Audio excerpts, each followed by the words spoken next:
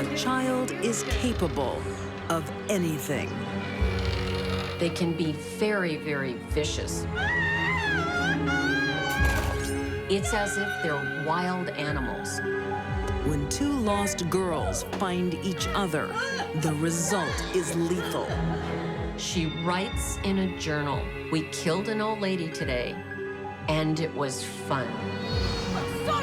An adolescent decides to survive on the street. So much blood. She needs to kill. You see the face of an innocent child, but that's just a mask. And behind that mask is an evil, cold-hearted murderer. And a teen dreams of a better life How you feeling, Mom? without her mother. Says, "Goodnight, Mom," and then shoots her in the head. These are not yet deadly women. They are girls who step out of their innocence and become baby-faced killers.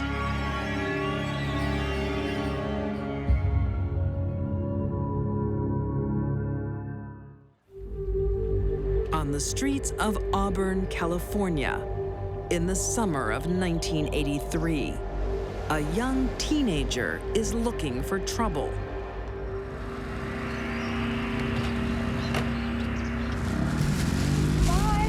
Cindy was somebody you would never want to get on the bad side of. Think you're better than me, huh? People were afraid of Cindy. I'll kill you, you stupid bitch. 15-year-old Cindy Collier is angry at the world for the hurt she has already experienced in her short life. Cindy had been abused and raped before she was even 10 years old. She hated people, and she wanted to make them pay basically for the sins of others. In and out of trouble, Cindy is well known to police. It started out with fairly petty crimes, shoplifting, bullying of other students, and then it escalated to a theft of an automobile. She was on her way up in terms of escalating to a little bit higher crime.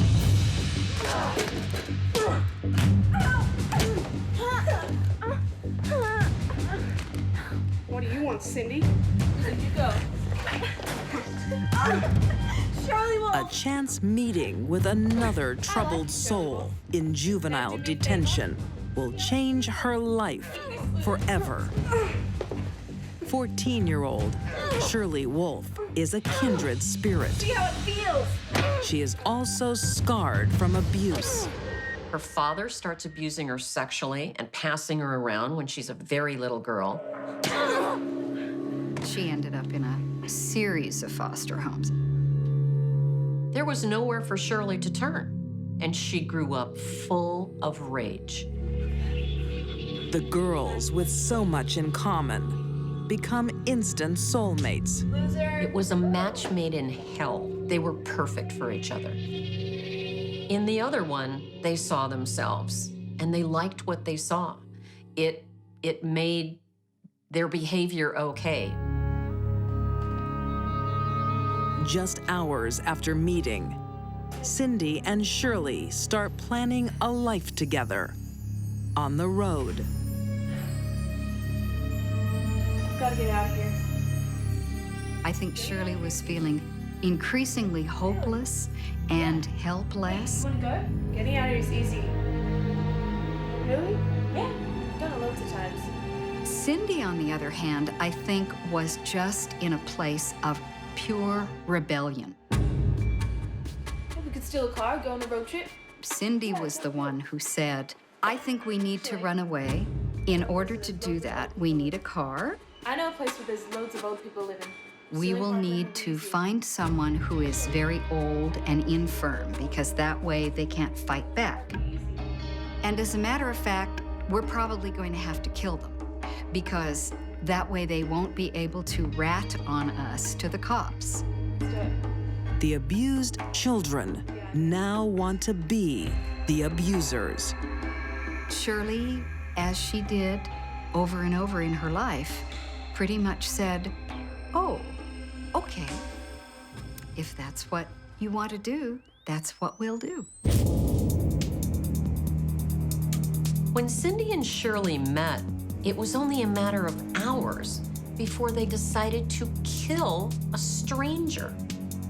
This was lightning speed, and I think it speaks to how rageful and ready to explode both of these young teenage women were.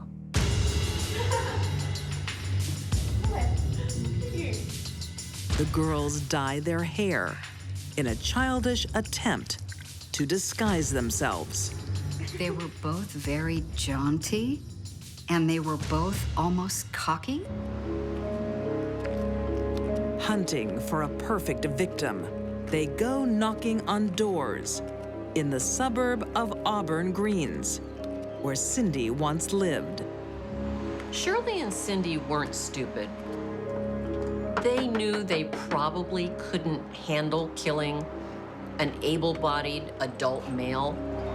Yes? Hi, can we please use your phone? No, I'm sorry. My phone's not working. Screw you, Grandpa. Come on.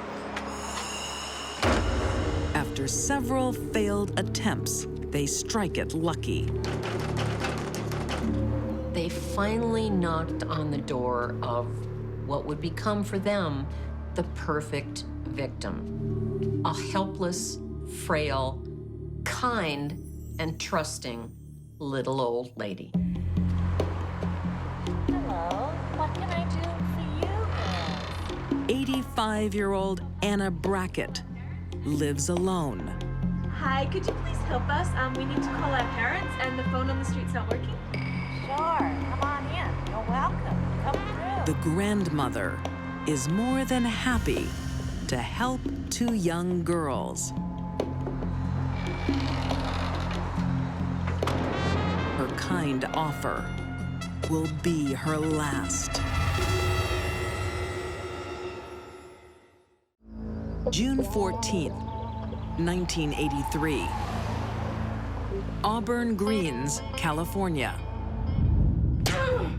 See how it feels. Child abuse victims, Cindy Collier and Shirley Wolf, are angry souls.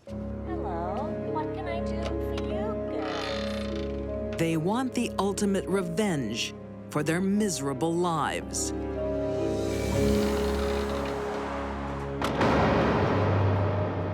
They con their way into the home of unsuspecting 85-year-old Anna Brackett. Some killers have said they didn't really want to know anything about their victim because it made it harder to kill them. It's a lovely photo. That wasn't the case for Shirley and Cindy. They sat and chatted with this very nice woman for an hour. And this is another one of my husband and I. Doesn't mean they didn't want to kill her. I think they were working up the courage. Hello, Carl. Yes? The small talk comes to an abrupt end. That was my son, Carl. He's going to take me out. It's time. Cindy went into the kitchen, grabbed a knife, and tossed it to Shirley.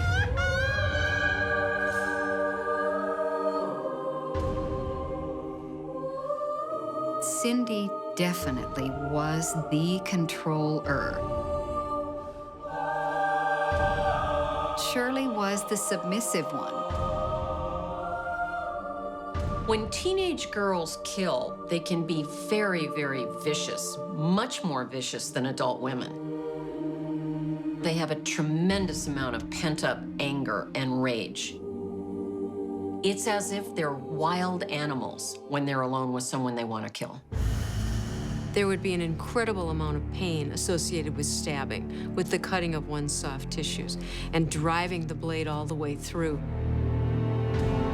The knife could have hit bone, and we know that nerves run alongside the bone, and that could have been incredibly painful.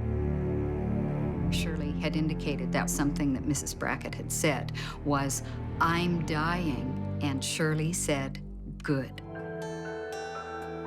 Mrs. Brackett ended up being stabbed 28 times, but the coroner could not verify that it was only 28 because so many of the stab wounds may have had multiple entry points.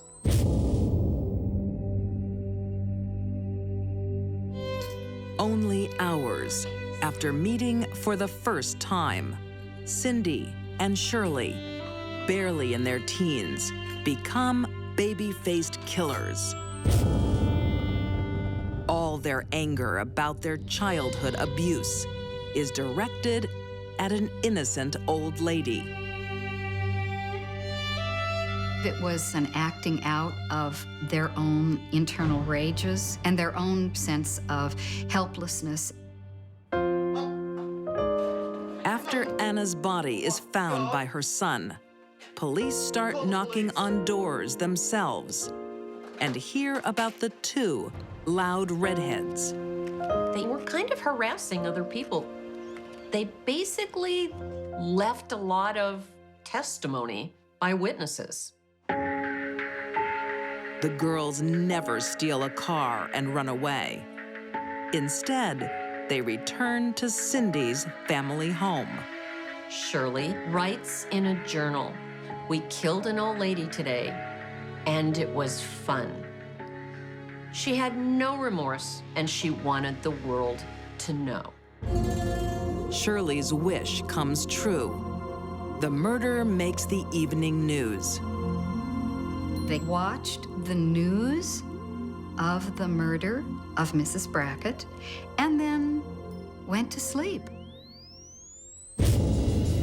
Cindy's a familiar face in the victim's neighborhood. She used to live there, and her name is on everyone's lips. Cindy was recognized, but the law enforcement did not believe that they were involved in the crime. They thought that at the very least, perhaps, they might be witnesses. Later that night, police arrive at Cindy's home. They separated the two girls just simply to talk to them individually. And Shirley immediately said, "We did it," to the detective. He thought he couldn't really be hearing what he was hearing, but he was. July 1983. A juvenile court finds Cindy Collier and Shirley Wolfe guilty of murder. They were proud of murdering Anna. They felt entitled to murder Anna, and they wanted to take credit for it. The teenagers both receive the maximum sentence under California state law for young offenders: incarceration until their 25th birthday. I know that Shirley has continued to be in trouble with the law, not excessively serious trouble. Prostitution, some theft, burglaries, drug abuse. Cindy, however, has maintained a clean record. Perhaps all she needed was some time to reflect on what she had done. Too often, child victims become abusers. In this case, murderers. Shirley became the vicious, murderous teenage girl that she was because of her horrible, abusive upbringing. Both of these girls were ticking time bombs to hurt another person. Today, Cindy and Shirley are both free. They could be living in a neighborhood near you.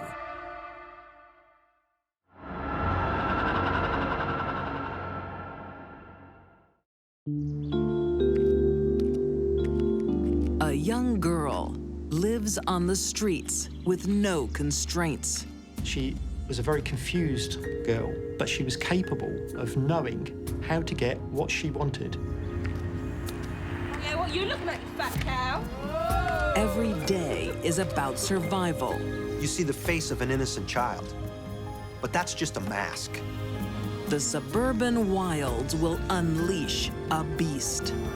While her friends are reading Harry Potter, playing hopscotch, she's out doing dope drinking booze and committing murder.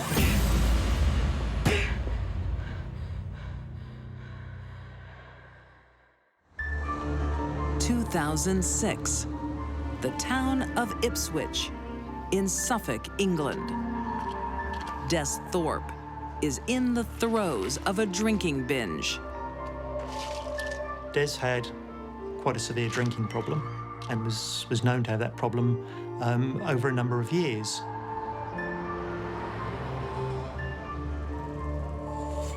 There's always one person on hand to help him.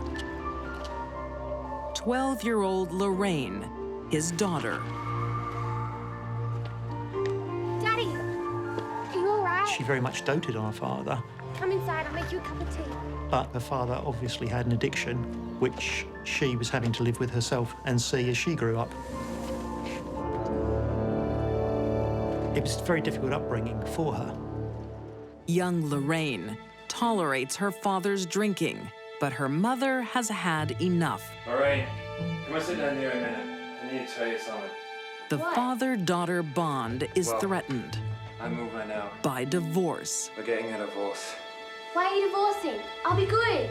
Lorraine, it's nothing to do with you. Divorce hurts children. Under the best circumstances, it can be difficult. Under less than desirable circumstances, a divorce can be devastating for the child. And it was in Lorraine's case. Well, what will happen to me? Well, you will live with me, darling. No, I want to live with Dad. Promise I can live with Dad. In Lorraine's eyes, there is only one choice. She wants to stay with her dad. At 12 years old, when Lorraine's parents split up, Lorraine was sent to live with her father, who was a severe alcoholic and needed care.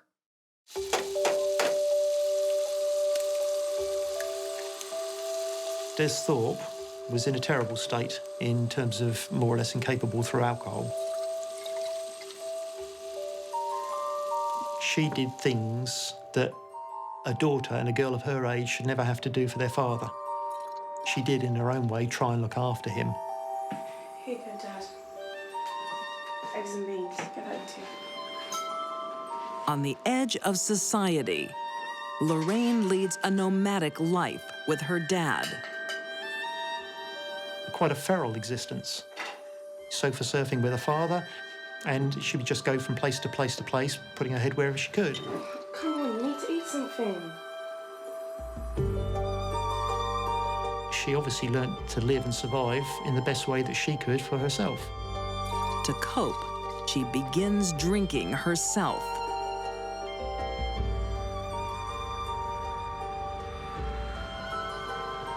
Because the brain of an adolescent is still forming into their late teens, excessive use of alcohol can have very, very damaging effects on that developing brain. Yeah, well, sod you! By the age of 15, Lorraine holds her own in her father's circle of alcoholics. You look like a fat cow. Lorraine ended up on the street with basically homeless street people that drank. That was what they did. And many of them were more than twice her age. Despite her confidence, she's a little girl desperate for her father's attention, or someone just as good. She finds it in Paul Clark. Clark was known to be quite a violent person. Oh, yeah.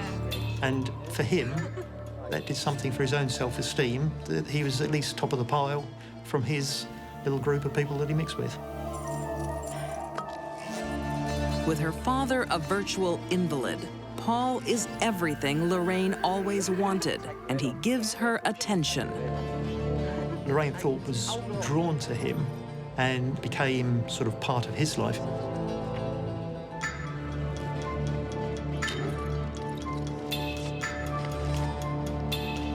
They formed some sort of bond, and quite often they were together. Come on, come here. The nature of their relationship we really don't know much about, but here you have a man who sees, all I have to do is groom this child, train this child to be my puppet. He gets a chance when social services try to take Lorraine away from her alcoholic father. Paul offers her a home. With him and girlfriend, 41-year-old Rosalyn Hunt. Lorraine finally has a man that wants to take care of her, but is she willing to do what it takes to keep his attention? Paul Clark was an aggressive, manipulative bully. If he wanted something, he took it. In Lorraine, Paul Clark had found his match.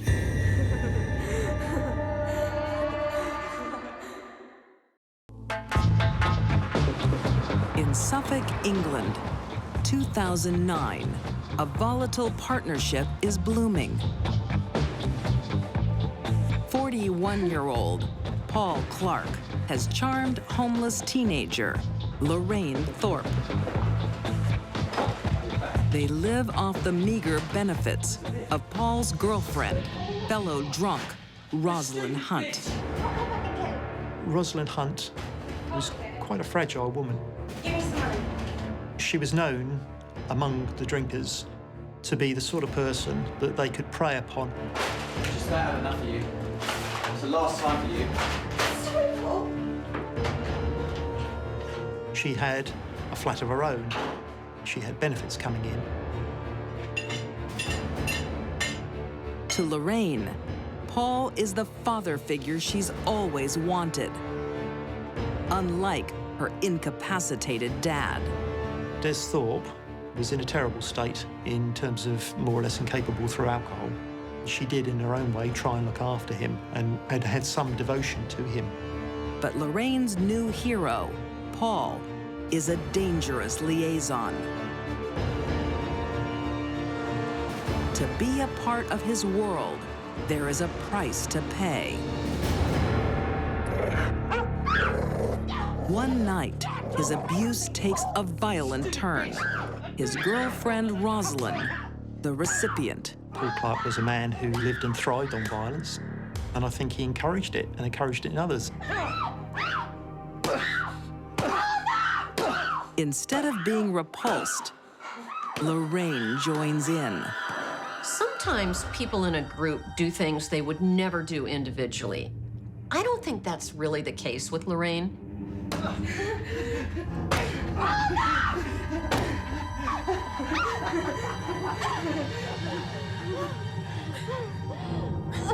I think Lorraine had it within her to be, well, I think she was a mean, aggressive sociopath. For the first time in her short life, Lorraine feels in control. Punch her again, I could have done so much more, you know. Yeah, she deserved it. They bragged about it. Lorraine was proud of it. She told other people how much fun it was beating up on Rosalyn. So much blood. You find it funny, did you? You find it funny? It was funny, wasn't it? Together, the couple are strong in a world where only the tough survive. The strong pick on the weak in that environment, and ultimately, Rosalyn Hunt was too fragile for her own good. Bruised and battered, Rosalyn is a prisoner in her home. And there's more to come. The use of a cheese grater on any skin surface would have caused extreme pain.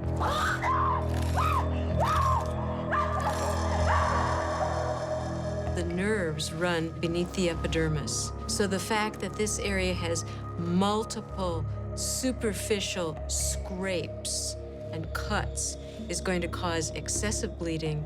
It's going to cause incredible pain. The torture intensifies. They literally rub salt into her wounds.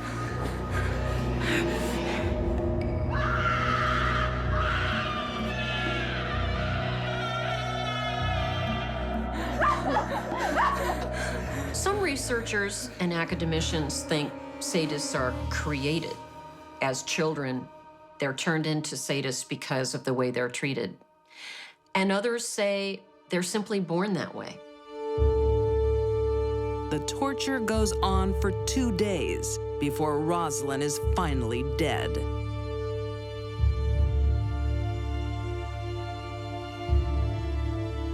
A girl that was wrapped up in her own world that relatively few of us would recognise, and certainly not a world that most children live in. She would do whatever she needed to do to get what she wanted. Whether she realised the consequences of doing that is another matter. Paul and Lorraine hide at her father's home. Just take a look at him. He stinks. There's something about him. All right, then I'll get him in the shower. She looked after her father and cared for her father. They're not the actions of a cold-blooded killer. They're the actions of a little girl who is lost, who is trying to do the best she can for the person that she loves. But Rosalyn's murder is in the news, and Lorraine's father is immediately suspicious. I heard that they found Rosie's body. It was you, wasn't it? You killed her. Shut up, Dad! Lorraine must choose freedom or her father's life. You know it well. He's got to go too. She chooses to sacrifice her dad. At the end of the day, he was murdered by his own daughter, who had been a devoted daddy's girl. They found an imprint of a shoe across his head, so that means that someone stomped him good on the face. And that had to be Lorraine. The game is over now. You've just created a monster. Having committed 2 murders, the couple flee, but don't get far. Security cameras capture them leaving the house. Lorraine and Paul Clark were seen leaving the flat, and they were arrested only a few hours later. In September 2010, Paul Clark is convicted of double murder and is given a life sentence with a minimum term of 27 years. On the same day, 16-year-old Lorraine Thorpe becomes Britain's youngest convicted female double murderer. She is serving a life sentence with the possibility of parole after 14 years. Lorraine Thorpe, you've got to remember, was a very damaged child. She came from having very little to trying to look after her 43-year-old father at an age when the biggest problem most teenagers will have of her age would be losing their mobile phone. She will become synonymous with the murder of her father and the murder of a vulnerable woman. Whether people see beyond that, who knows?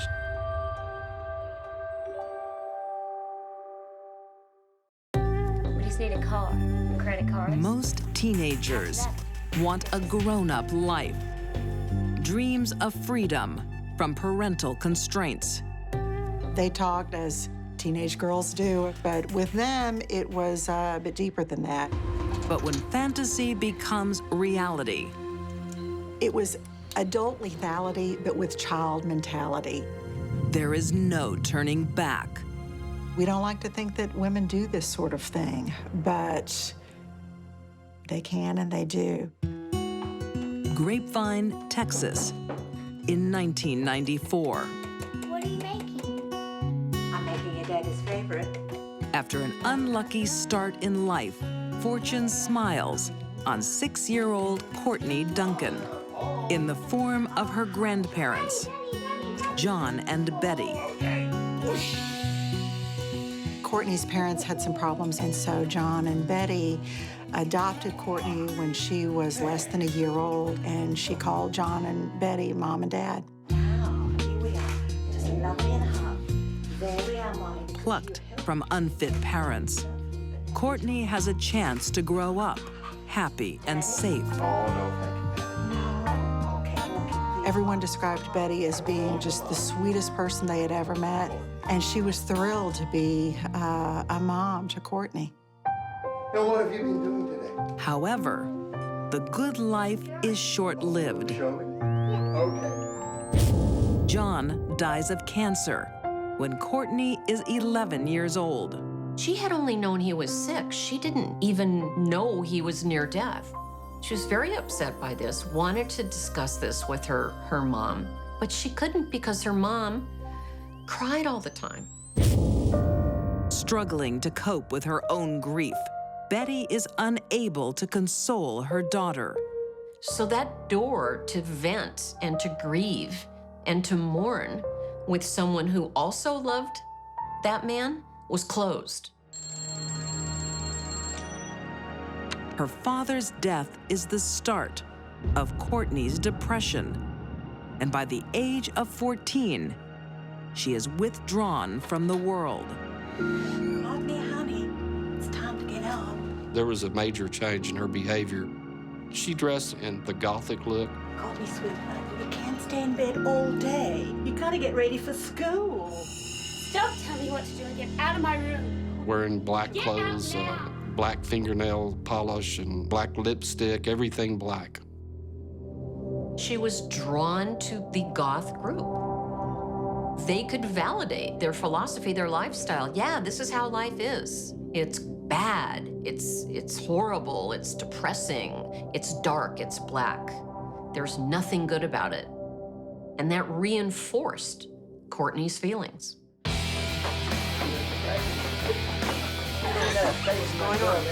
The teen's new family isn't the nurturing influence she needs. Courtney just sort of running around with a bad crowd, committing some petty thefts. That's what I'm talking about. A little bit of drugs and not listening to her mom, saying she was going to do what she wanted to do. Rebellious would be an all-encompassing word to use about Courtney Duncan. Thank you very much for seeing me. Welcome. Worried, Betty Duncan tries to intervene with counseling and antidepressants. Why do you think you're here today, Courtney? Courtney, honey, I'm worried about you, sweetheart. She won't get out of bed. Betty tried to do what she could. She put her in a private school. She tried to get her the help that she needed. What I'm gonna do now, Courtney, is Courtney, for whatever reason, wasn't willing to cooperate. These will help to alleviate some of the worrying and confusing feelings we often have during adolescence. Well, maybe I'd be happier if y'all left me alone. Courtney wanted to do what she wanted to do as a teenager, and the more incorrigible she became, the more her grandmother tried to take steps to remedy that, and Courtney rebelled. We just need a car and credit cards. Courtney's depression bubbles to anger. He's such scum. I hate him. With close friend, 16-year-old Jamie Hatfield, she finds an outlet for her rage. I wish they were both dead. And I know where my mom's guns are kept. Courtney and Jamie were friends. They talked, as teenage girls do, about their boyfriends. But with them, it was a bit deeper than that. It was hatred. We should shoot them both in their stupid heads. Courtney and Jamie had both recently broken up with their boyfriends, and they weren't very happy about it. I could do that.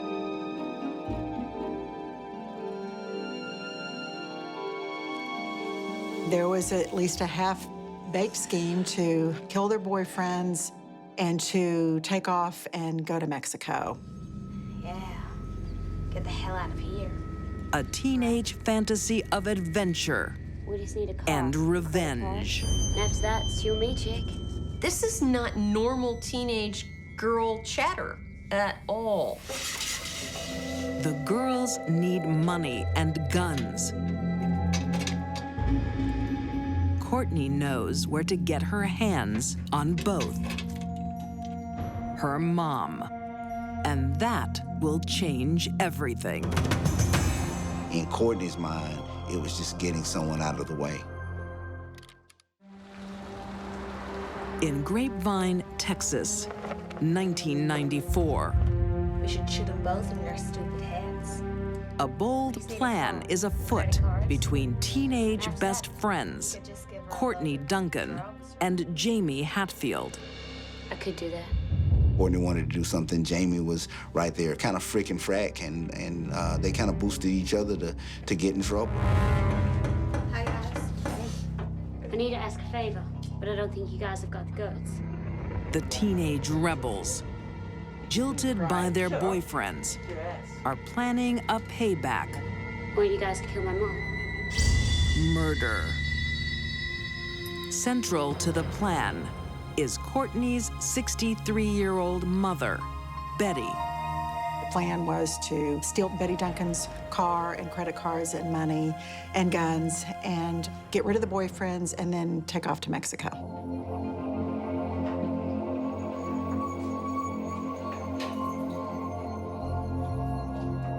To carry out the theft, Courtney decides to sedate her mother. Her friend said, maybe you should give her some sleeping pills so she'll be knocked out and we can steal the car.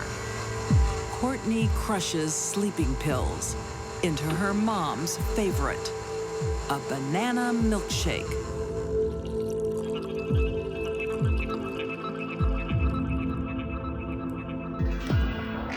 To Betty, it's a loving gesture. Probably one of the few kind things she did for Betty, but there was an ulterior motive, and that was to drug her. What's this? Oh, Mom. I just wanted to tell you that I'm sorry, Mom. Oh, thank you, sweetheart. You're so kind. For Courtney, it's her first step to freedom.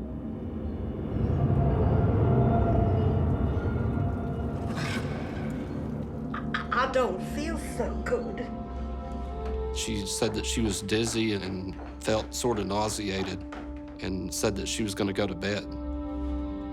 Courtney knew that Betty had the keys to the gun safe in her purse, so Courtney got in her purse and found the set of keys and opened the safe. Courtney is armed to kill the boyfriends. Now, all she needs are her mother's car and credit cards. She just wanted her grandmother out of the way so she could do what she wanted to do, but in her world, in her 15-year-old world, doing everything you wanted to do just meant going on a shopping spree and heading down to Mexico. It's not working. It's taking too long. I'm just gonna Courtney shoot her. complains to Jamie that the drugs are taking too long to work. Betty's life now relies on the patience of a 15-year-old girl. Jamie would say, well, it's taken a long time, and Courtney said, yeah, it's taken too long. I think I'll just shoot her.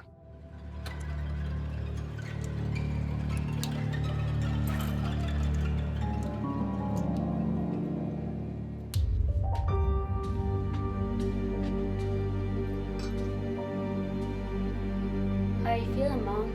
While Betty Duncan was in bed, Courtney actually came into the room to say goodnight. I'll be all right, sweetheart. Well, maybe you should just get some sleep, okay? She says they chatted a little bit.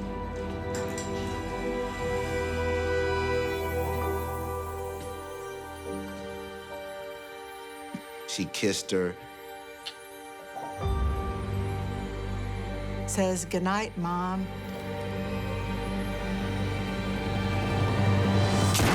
And shoots her in the head. It was adult lethality, but with child mentality. It was just brutal and cold what she did to her own mother. She had killed her because she didn't pass out. That was her motive. After years of unconditional love, her mother is repaid.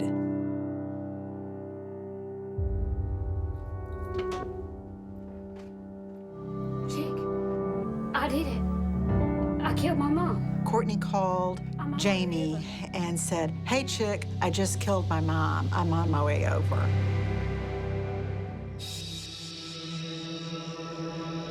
Courtney spends the night at Jamie's before their planned meeting with their boyfriends.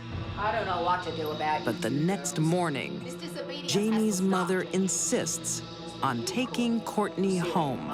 Jamie's mom the next morning finds Courtney there and takes Courtney back home because her plan is to speak to Betty Duncan about what's going on with Courtney. You know, she can't stay here. This is a problem. As for you, Courtney, you see what your mom has to say. They went inside the home, Courtney and Jamie both knowing full well what the scene was inside, and they let Doreen go through the house calling for Betty. Betty? Then Courtney and Jamie go into Betty's room, scream with apparent alarm. Doreen comes in and sees Betty and calls the police right away. She said that she was at the Duncan residence and that Betty had committed suicide. According to Detective Ben Flanagan, it was immediately evident the death is not a suicide, but a homicide. The thing that really stuck out at that point was there was no weapon visible in the room. It would be very unlikely that she would have shot herself. The naive teenager is no match for a trained interrogator. Through just basic police question and interrogation methods, they eventually broke her down, and it wasn't very long before she actually gave a statement, a confession, that she had been the one that had done it. In October 1995, Courtney Duncan is found guilty of capital murder and sentenced to 40 years. She is in a Texas prison and eligible for parole in May 2034. To this day, Courtney says, it's not true that she was remorseless. She loved her mother. She simply has no idea why she shot her. This is baffling. This is not the kind of teenage murder that we're used to seeing. Someday, Courtney may figure out why she did what she did. But for now, she has to pay for it. We sometimes have a hard time holding women accountable and sending them to the penitentiary. And I think it's because we don't like to think that women do this sort of thing, but they can and they do, and this young woman did.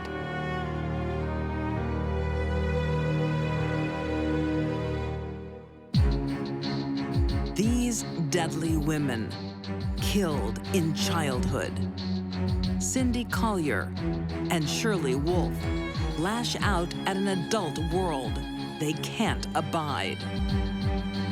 Lorraine Thorpe knew no better than murder. And Courtney Duncan killed her mother to get her own way. All three girls betrayed their childhood innocence. Before they grew up, they became baby-faced killers.